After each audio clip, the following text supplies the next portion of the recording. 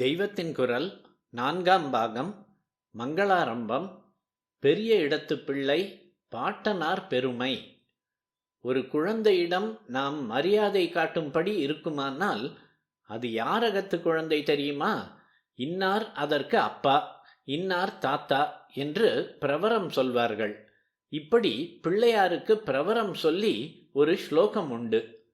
மாதாமக மகாசைலம் மகஸ்தத் அபிதாமகம் காரணம் ஜகதாம் வந்தே கண்டாதுபரி வாரணம்.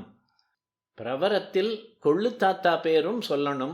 இங்கே அப்படி இல்லை, தாத்தாவோடு நின்று விடுகிறது. விஷ்ணு சஹஸ்ரநாமம் பூர்வ பாகத்தில் வியாசரை பற்றி வரும் ஒரு ஸ்லோகத்தில்தான் அவருடைய கொள்ளு தாத்தாவான வசிஷ்டரில் ஆரம்பித்து பிள்ளை சுகாச்சாரியாள் வரையில் வரிசையாய் எல்லார் பேரும் சொல்லி இருக்கிறது. சுகர் பிரம்மச்சாரி, இல்லாவிட்டால் அவருடைய பிள்ளை பேரன் என்றெல்லாமும் சொல்லிக்கொண்டே போயிருக்குமோ என்னவோ. குறிப்பு: வியாசம் வசிஷ்ட நப்தாரம் சக்தே பௌத்திரமகல்மஷம் பராசராத்மஜம் வந்தே சுகதாத்தம் தபோநிதிம். வசிஷ்ட நப்தாரம், வசிஷ்டருக்கு கொள்ளு பேரரும். சக்தே பௌத்திரம், சக்தி மகர்ஷிக்கு பேரரும். பராசர ஆத்மஜம், பராசரருக்கு புத்திரரும். சுகதாத்தம், சுகருக்கு தந்தையும். தபோநிதிம், தவச்செல்வரும். அகல்மஷம், தோஷமற்றவருமான. வியாசம், வியாசரை. வந்தே, வணங்குகிறேன். சுகரிலிருந்து புத்திர பரம்பரையாயில்லாமல் சிஷ்ய பரம்பரையாக சுகருடைய சிஷ்யர் கௌடபாதர், கௌடபாதரின் சிஷ்யர் கோவிந்த பகவத்பாதர் என்று போய் அந்த கோவிந்தரின் சிஷ்யராகத்தான் நம்முடைய ஆச்சாரியாளான சங்கர பகவத்பாதாள் வந்தார். எல்லாவற்றிற்கும் முதல் குரு வந்தனம். முதலில் பூஜை பண்ண வேண்டிய விக்னேஸ்வரர் சமாச்சாரத்தில் குரு பரம்பரையின் ஸ்மரணை சேர்ந்தது பாக்யம். அதுவும் தவிர விக்னேஸ்வரருக்கு வியாச சம்பந்தம் உண்டு. வியாச கணபதி என்றே அவருக்கு ஒரு ரூப பேதம் உண்டு. வியாசருக்காக மகாபாரதம் எழுதினவர் அவர்தானே. குறிப்பு: தெய்வத்தின் குரல் 3ஆம் பகுதியில் பிள்ளையார் சுழி என்ற உரையில் எழுத்து பணியில் விநாயகர் தொடர்பு என்னும் பிரிவு பார்க்க. இதனாலும் வியாசர் பேச்சு வந்ததில் சந்தோஷம்தான். பிள்ளையாரை பற்றிய உறவுமுறை ஸ்லோகத்தில் அவருடைய அம்மா வழி பாட்டனாரில் ஆரம்பித்திருக்கிறது. பிரவரத்தில் அப்பா வழி மாத்திரம் சொல்வார்கள்.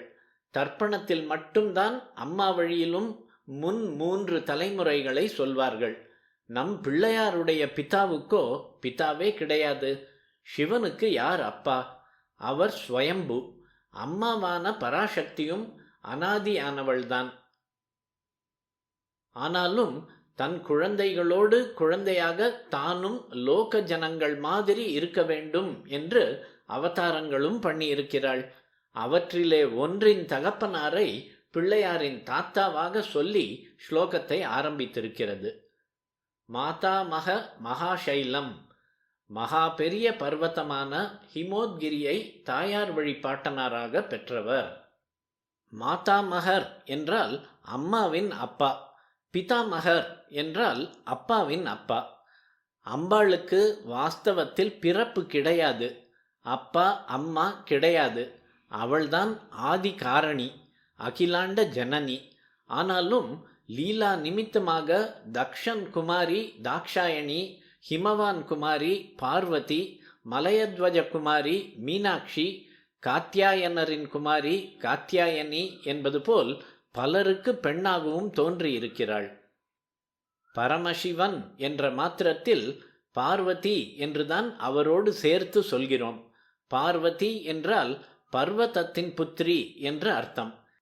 ஹிமய பர்வதத்துக்கு பெண்ணாக அவள் அவதரித்து அப்புறம் தபசிருந்து காமாரியான பரமேஸ்வரன் மனசை இளக்கி அவரை கல்யாணம் பண்ணிக்கொண்டு கிரகஸ்தராகும்படி பண்ணியது பார்வதியாக வந்தபோதுதான்.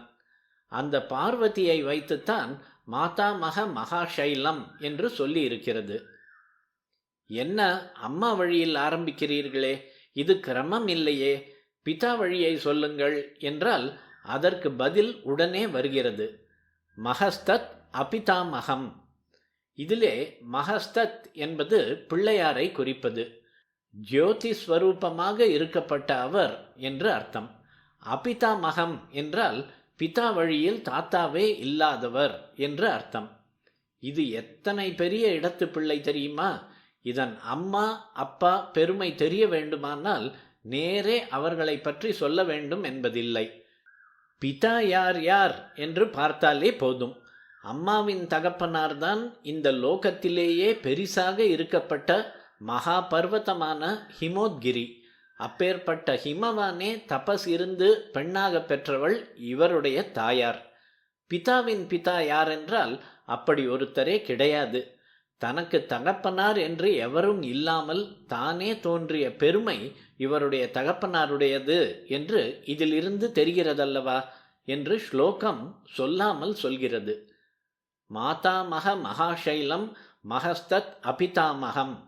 இப்படி ஸ்லோகத்தின் முதல் பாதியில் சொல்லிவிட்டு இரண்டாம் பாதியில் இவர் மாத்திரம் நிஜமாகவே தாயார் தகப்பனார் மூலம் பிறந்த பிள்ளைதானாக்கும் என்று நினைக்க வேண்டாம். இவரும் பிறப்பில்லாத பரபிரம்மஸ்வரூபம்தான். லோகத்துக்கெல்லாம் காரணப்பொருள் இவர்தான். காரணம் ஜகதாம். ஜகத்காரணமான மூல வஸ்துதான் சிவசக்தி குமாரராக வந்தது. அவரை நமஸ்காரம் பண்ணுகிறேன். வந்தே காரணம் ஜகதாம் வந்தே சொல்லி இருக்கிறது. ஜகத்காரண பொருள் நாமெல்லாம் பார்த்து பார்த்து சந்தோஷப்பட வேண்டும் என்பதற்காக நராகாரமாக மட்டுமின்றி மனுஷ்ய சரீரத்திலேயே கழுத்துக்கு மேலே யானையாக ரூபம் கொண்டிருக்கிறது. திரும்ப திரும்ப ஆறாத ஆசையோடு பார்க்க செய்கிற யானை முகத்தை வைத்துக்கொண்டு தோன்றியிருக்கிறது. கண்டாதுபரி வாரணம். கண்டாதுபரி என்றால் கழுத்துக்கு மேலே, வாரணம் என்பது யானை என்று தெரிந்திருக்கும்.